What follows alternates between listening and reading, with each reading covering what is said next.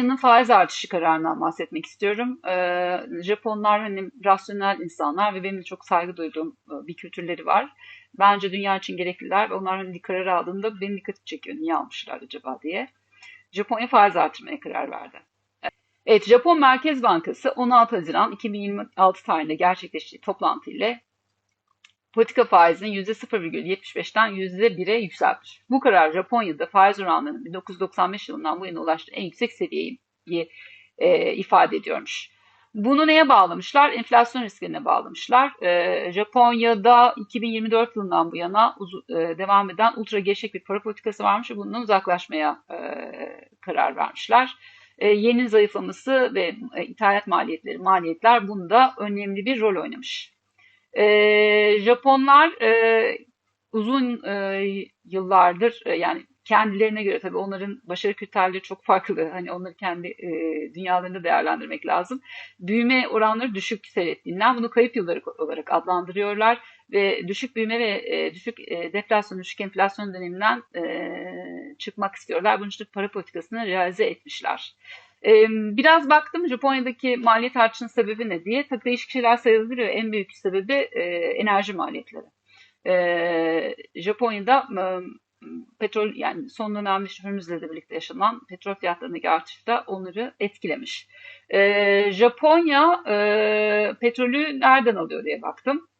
Japonya petrol ithalatının yaklaşık %95'ini Orta Doğu ülkelerinden karşılamakta. Dolayısıyla Hürmüz'den geçişlerde yaşanan problemler Japonya için ciddi bir problem teşkil etmiş. Yani neden o sadece Orta Doğu'dan alıyor da başka bir yerden almıyor diye baktığınızda ise Japonya Amerika arasında İkinci Dünya Savaşı'ndan sonra kurulan işte bu mecburiyetlerle oluşturan bağları görüyorsunuz. Yani onlar karşınıza çıkıyor. Hani Japonlar tamamen özgür bir dünyada ya da işte İkinci Dünya Savaşı'nda yaşadıklarını yaşamasalardı petrolü başka bir yerden mi alırlardı? Bunu sormak lazım. Fakat %95 çok ciddi bir oran. Yani bir de Orta Doğu Japonya çok uzak. Yani baktığınızda Japonya için lojistik olarak da çok makul bir yaklaşım mı bilmiyorum. Hani o konuda kendi analizlerine bakmak lazım. Ki hani onların rasyonelitesine ve daha etik sonuçlar çıkardıklarına da güveniyorum. Ama bana biraz lojistik olarak da uzak olduklarından siyasi karar gibi geldi. Yani Plaza Anlaşması var mesela onlar Japonya ile Amerika arasında. Plaza Anlaşması'ndan biraz bahsedelim. Tabii Japonların kendi nükleer santralleri var biliyorsunuz. Hani Japonlar işte Fukushima'yı da yaşadılar. Nükleer santrallerin enerji içerisinde yani oradan bir enerji tedariği yapamıyorlar mı diye merak ettim. Baktığımda işte güvenlik etkileri sebebiyle 33 reaktörden sadece 15'i devredeymiş diye bir veriye ulaştım. Ve demek ki nükleer enerjiyi de bir sebepten dolayı tercih etmiyorlar. Japonya'nın ABD'ye verdiği enerji güvenliği ve dış bağımlılığı artıran oldukça kapsamlı stratejik bir ticaret ve yatırım mutabakatı sözü de var. Yani bağlayıcılığı olan bir anlaşmaları var.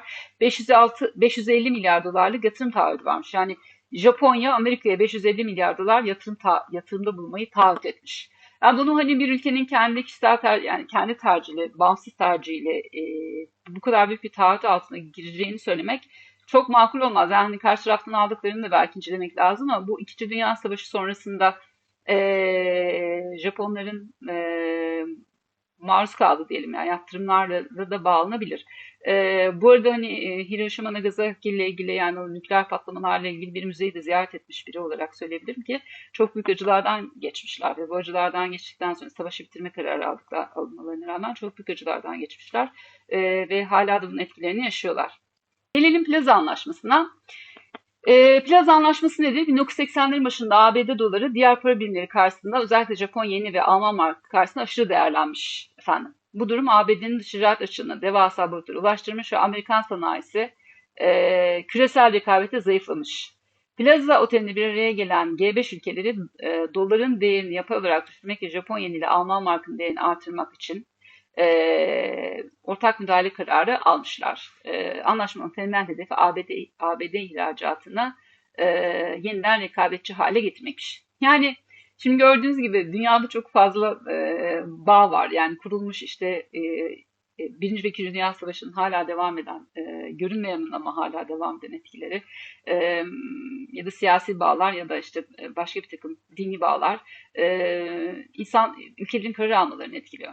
Dolayısıyla bu kararların her birinin rasyonel olduğunu söyleyemeyiz. Japonya'nın da bu taahhütleri kendi başına çok rasyonel bir ortamda İkinci Dünya Savaşı'nı yapmamış olsaydı verip vermeyeceğini bilemeyiz. Yani doları, yani Amerikan ihracatını iyileştirmeleri, e, yani hani kendilerini anlamalı alsın, işte ama alım satımı daha dengeli bir şekilde yürüsün gibi bir mantığı da tabii olabilir. Fakat bu kararlar farklı dengelerle alınıyor. Yani ekonominin işte bizde bir iktisatlı bir tabirimiz vardır. Ceteris paribus, diğer koşullar sabitken deriz. Bu diğer koşullar sabit olma haline göre alınmış kararlar olup olmadığı sorgulanır. Ama diğer yandan Japonya'nın faiz artırma kararını ve Avrupa Birliği Merkez Bankası ile birlikte faiz artırma kararını da kendi adıma önemli buldum.